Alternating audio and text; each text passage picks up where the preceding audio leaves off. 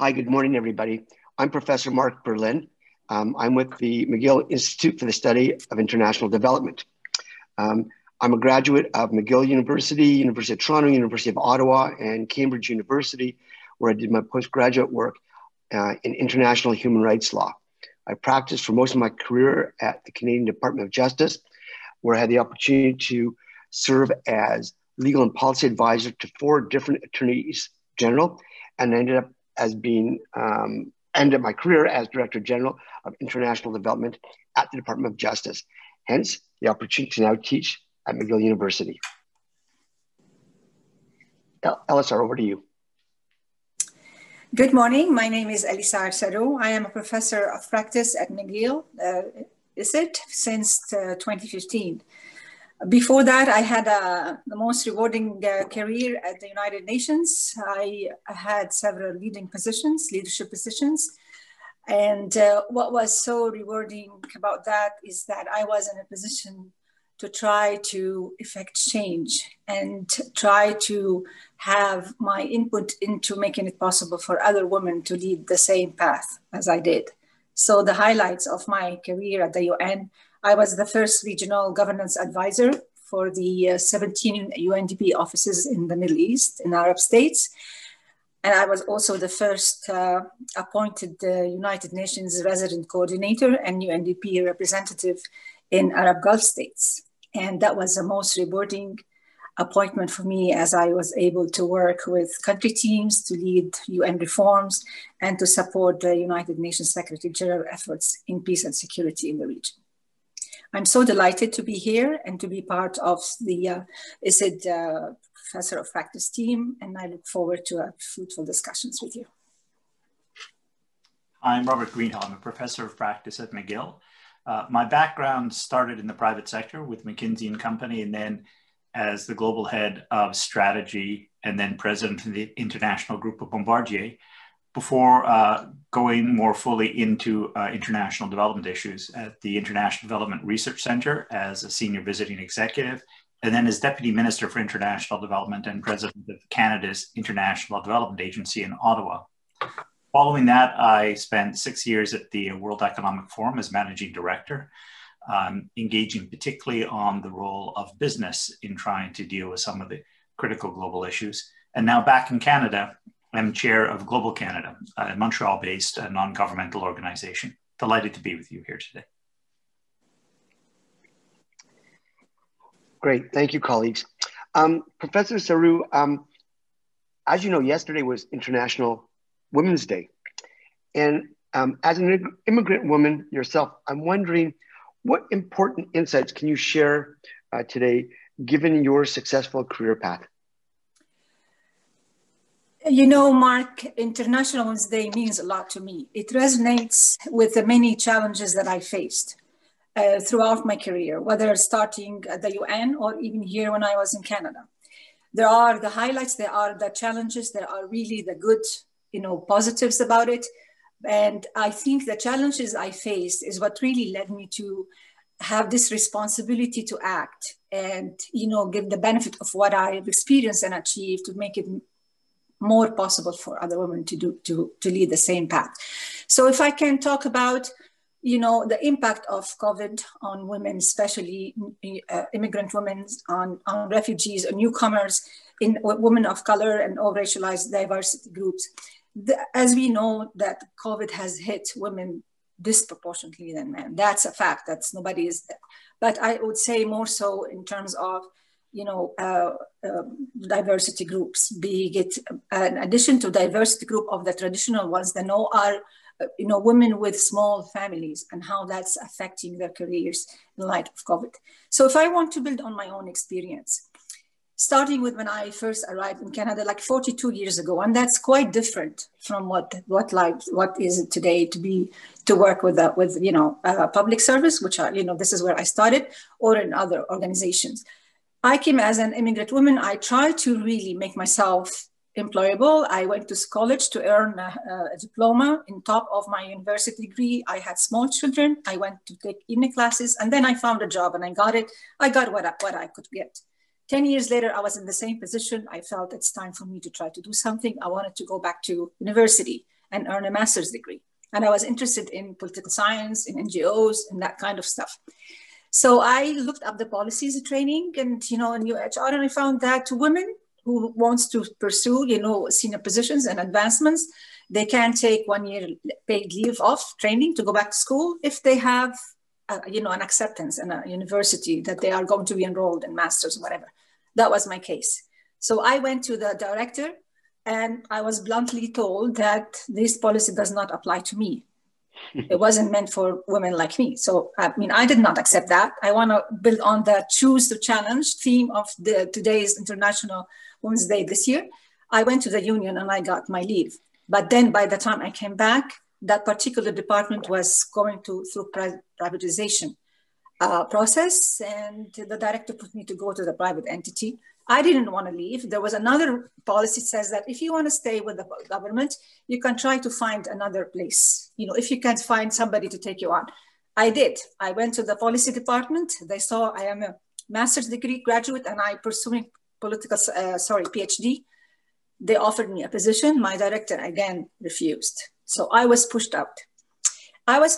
And that thing that in my mind that this kind of policy is not meant for me led me to where I am today. Throughout my career in UNDP, building on that experience, I was every position was trying to have a look at how can I make more women represented on merit, of course. That's one thing. If I want to say something about what's happening today, women working from home and the future of work and all that, how it's going to women, I had the chance to challenge because I was in a workplace, I was on site in the space to challenge a majority environment. But if women are going to be isolated with more family responsibilities and child rearing and caring, how are they going to challenge? This is called the absence of presence in space. We need to be present to challenge. We need to be there. The other thing is that we challenge all the way. Today, I still face challenges and I still have the power in me to choose to challenge because the challenge is what's going to take us forward. And if we as women who made it, quote unquote, do not act in responsibility to make it, for our daughters, for our other women to be easier for them and support them, I don't think I can congratulate myself for the achievements I made. Thanks so much. Robert, if I can turn to you and, within maybe the COVID scene, what do you think are the key development challenges that will be post-COVID? Well, thank you, Elissar. There are two or three. Obviously, there's going to be the key issue of vaccine equity in the next few months, making sure that all countries not only have access to the original vaccine, but also to the booster shots that are going to be designed against the vaccine-resistant variants that we're seeing already, for example, in South Africa. So there's going to be equity for both these generations of vaccines. The second big challenge is the hidden casualty of COVID on the economic and fiscal and working situation in much of the developing world, where tens of billions of dollars have been lost through remittances, through tourism. And where in a number of these countries, it's not just an issue of maybe losing years, it may be in terms of some of them collapsing, as many of the least developed countries were in a very difficult fiscal situation already with unsustainable debt loads. And so that will be something we need to watch very carefully. And then the third is exactly building on what you were talking about in terms of women's rights and roles, that women around the world have been disproportionately affected by COVID. That in many of the developing countries, there was also on the issue of family planning and contraception and sexual reproductive health and rights, there were disruption in contraception channels. There's also a key concern that as health budgets have been shifted so dramatically towards COVID, a lot of other places get cut. And too often, that means reproductive health services get cut. And those are sort of the immediate challenges we're seeing. What it really means for countries like Canada and institutions like McGill is to ensure that we'll keep a focus coming out of COVID on the needs and challenges of developing countries. There really is going to be a need for a global recovery program over the next 2 or 3 years. In addition to financial capital, there needs to be political capital focused on these areas, because it will be so easy for us to become completely self-absorbed as we go through our own COVID recovery. It's going to be now more important than ever to make sure we do all we can be doing here in Canada to help to support those developing countries. Absolutely, absolutely. And Professor Berlin, you've been in building on your role in the judiciary. You are currently working with Canada's federal judiciary, some of whom are engaged in international development work. What is it that you think our judges have to offer? Our knowledge is that they could be useful for foreign governments, particularly those potentially emerging from conflict or instability. Great. Thanks, Professor Greenhill, for that question. Interesting to dovetail upon your just recent remarks. I can't imagine that any development initiative can exist without the absence of a functioning justice system.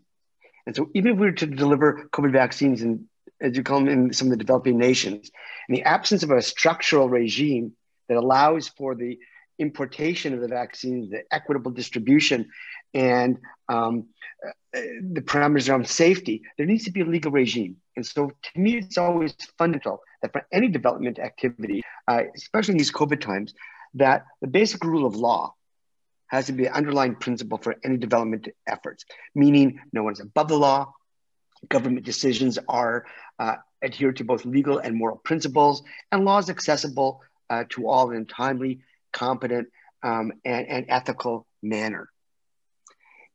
Underlying all of this is that those who adjudicate the law, who are the arbitrators of the law, have at the very heart and the foundation of a rule of law system, have the principal goals of ensuring this equitable treatment of law. And so our judges in Canada are particularly well poised to assist their counterparts around the world for several reasons.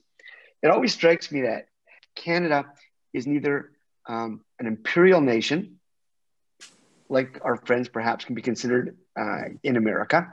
We're not a colonial power, such as our friends perhaps in some of the European countries, Britain and France.